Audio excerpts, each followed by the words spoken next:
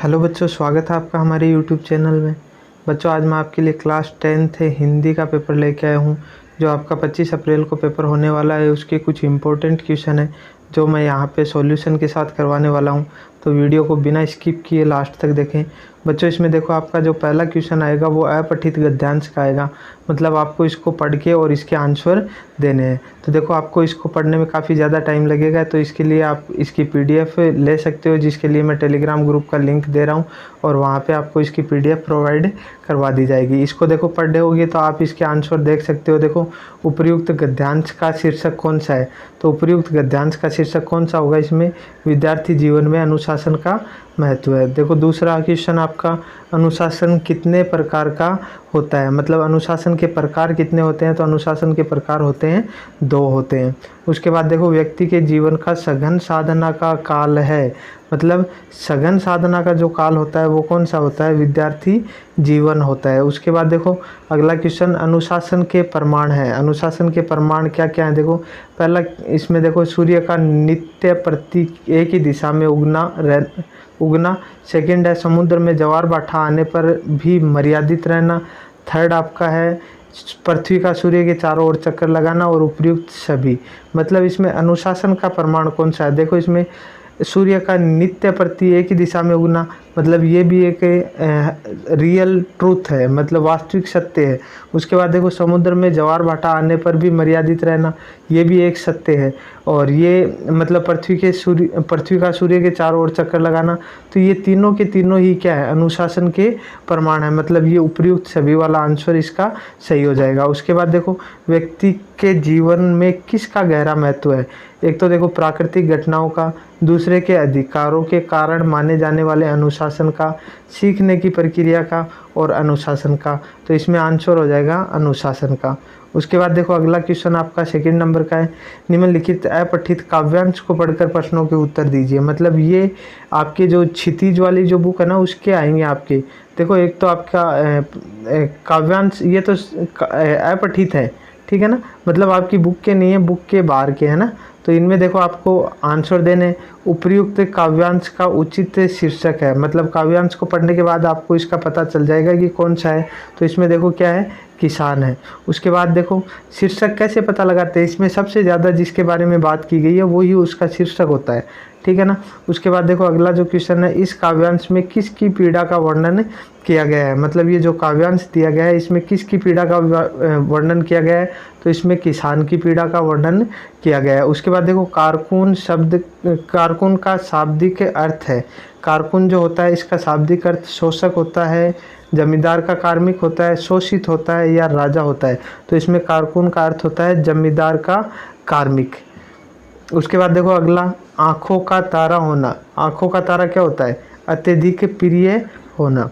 उसके बाद देखो अगला, काव्यांश में वर्णित पीड़ित वर्ग की आंखों में चमक कब आती है, मतलब काव्यांश में वर्णित पीड़ित वर्ग की आंखों में चमक कब आती है, शोषण से पूर्व की संपन्नता को याद करने पर, अपनी प्रशंसा सुनकर, व्यापारी द्वारा बुलाने पर और भविष्य में संपन्न होने की कल्पना करने पर।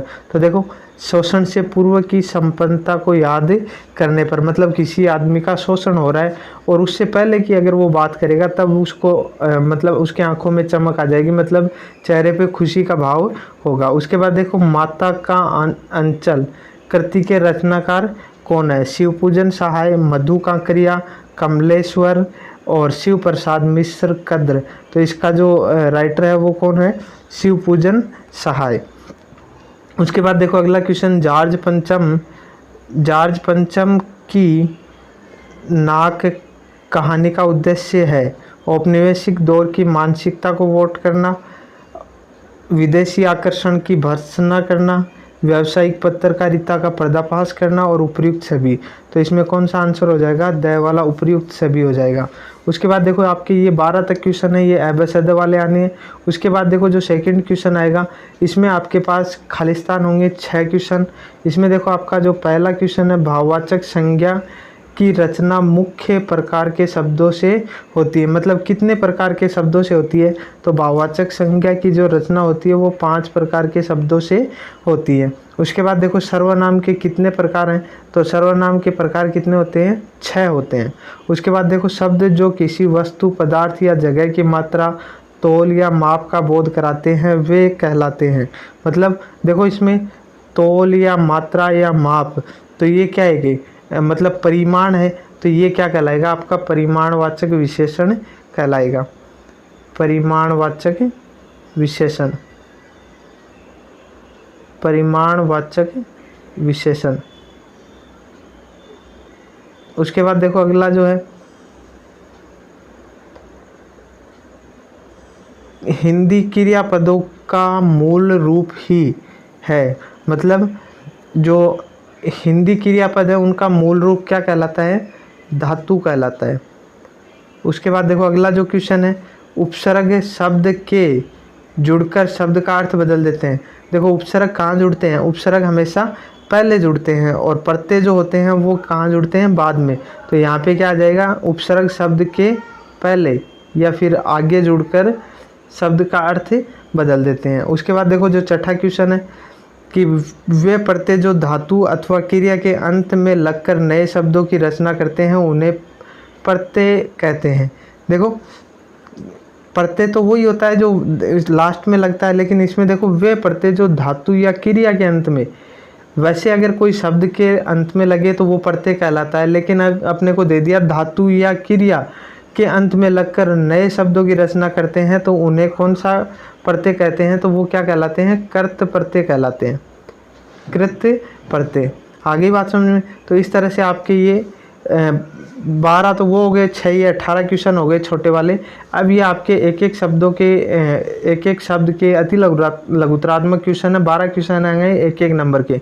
उसके बाद देखो अगला जो व्यय वाला जो पार्ट होगा इसमें आपके 2-2 क्वेश्चन आने वाले हैं। इसमें मैं बता दूं आपको जो क्षितिज वाली बुक है ना, उसके टोटल 48 नंबर के क्वेश्चन आने वाले हैं। उसमें आपके 6-6 नंबर की तो व्याख्या आएगी, एक तो पद्य भाग से एक गद्य भाग से, और 2 क्वेश्चन आएंगे निबंधात्मक 6-6 नंबर के, एक पद्य भाग से एक गद्य भाग से। और उसके बाद देखो आपके जो 6 क्वेश्चन आने वाले हैं वो लघुतरात्मक क्वेश्चन आएंगे, और उनमें भी 3 आपके मतलब पद्य भाग से और 3 गद्य भाग से, और 2 अति लघुतरात्मक क्वेश्चन आएंगे। तो इस तरह से आपकी वो 48 नंबर की बुक आने वाली है। और ये सारे के सारे क्वेश्चन आपके लगभग क्षितिज वाली बुक से हैं, 48 नंबर की आएगी, और जो 10 नंबर की है वो कृतिका वाली जो बुक है उससे आएंगे। उसके बाद देखो ये पठित गद्यांश से ये आपकी जो बुक है क्षितिज वाली उससे है। तो देखो इसमें आपको 2 दिए हुए हैं, 2 में से आपको एक करना है, इसकी व्याख्या करनी है। दोनों में से एक की व्याख्या करनी है, पहले प्रसंग लिखना है, उसके बाद व्याख्या और उसके बाद विशेष। तो इस तरह से आपकी इसकी व्याख्या करनी है। इसी तरह से आपका जो ये पद्यांश दिया हुआ है, पद्य भाग जो है कविता वाला, तो इसकी भी आपको व्याख्या करनी है। उसके बाद देखो आपका अगला जो क्वेश्चन है ये आपके मतलब बुक के क्वेश्चन है, और इनमें से आपको अथवा में दिए हुए हैं, 2 में से एक करने हैं। उसके बाद देखो आपका जो खंड द है, तो इसमें आपको क्या करना है, निबंध लिखना है। निबंध में आपके राष्ट्रीय एकता पे निबंध लिखना है। तो इसमें आपको प्रस्तावना, राष्ट्र के लिए एकता आवश्यक, एकता के लिए एकता के बाधक तत्व, एकता के पोषक तत्व, उपसंहार। तो इस तरह से आपको ये 3-4 दिए हुए हैं। देखो पहला आपका राष्ट्रीय एकता हो गया, दूसरा पर्यावरण प्रदूषण हो गया, तीसरा सड़क सुरक्षा हो गया, चौथा मातृभाषा और उसका महत्व हो गया। अगला जो क्वेश्चन है आपका वो देखो, आपका नाम गौरव है, आप अपने विद्यालय की क्रिकेट टीम के कप्तान हैं। विद्यालय में अधिक खेल सामग्री मंगवाने के लिए प्रधानाचार्य को प्रार्थना पत्र लिखिए। मतलब प्रधानाचार्य को प्रार्थना पत्र लिखना है और खेल सामग्री मंगवानी है। उसके बाद देखो अथवा में दिया हुआ है, पढ़ाई हेतु छात्रावास में रह रहे छोटे भाई को पत्र लिखकर कोरोना वायरस संक्रमण से बचाव हेतु विभिन्न उपायों की जानकारी दीजिए। मतलब ये इम्पोर्टेंट है, ये इस बार आ सकता है आपके। उसके बाद देखो आपको एक विज्ञापन तैयार करना है। दोनों क्वेश्चन विज्ञापन के हैं, एक अथवा में है, तो मतलब दोनों में से आपको एक करना है। तो इस तरह से आपका ये पेपर आने वाला है। अगर पेपर की PDF चाहिए तो इसके लिए मैं आपको डिस्क्रिप्शन में टेलीग्राम ग्रुप का लिंक दे रहा हूँ, वहाँ जाके आप टेलीग्राम ग्रुप ज्वाइन कर सकते हो और वहाँ पे आपको इसकी PDF प्रोवाइड करवा दी जाएगी। तो एग्ज़ाम के लिए बेस्ट ऑफ लक। धन्यवाद।